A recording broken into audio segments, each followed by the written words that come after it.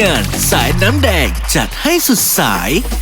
ฉันอยากเป็นคนเลวกับคนที่รักอยากเป็นคนดีต่อเธอเสมออยากเป็นคนที่เธอรักที่สุดคนที่อยู่ข้างเธอตลอดคนที่เธอรักอยู่ตรงนี้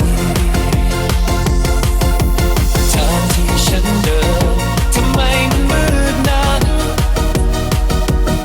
แม้ทำดีทุกครั้งแต่บางครั้งโปรดเข้าใจฉันด้วยนะอย่าวิ่งหนีฉันไปเลยเพราะไม่มีใครมีแต่เธอเท่านั้นจัดไปกับทีมงานเมียร้องไห้ฉันทำทุกอย่างเพื่อเธอทำดีทำชั่วสลับไปจะเป็นแบบนี้ต่อไปจะจบแบบนี้แน่นอนเมื่อไม่มีใครจะรักฉันโลกนี้เหลือฉันอยู่คนเดียวไม่มีใครจะรักฉันอีกแล้วทีมงานสายน้ำแดงจัดให้สุดสาย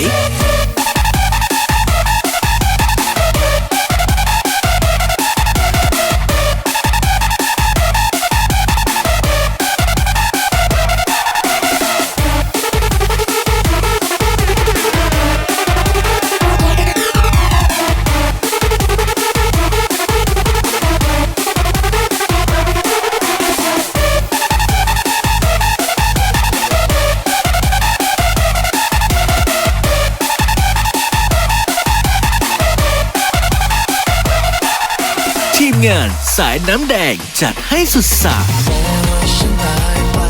ฉันจะไม่ขอฉันมีแต่เธอเพียงคนเดียว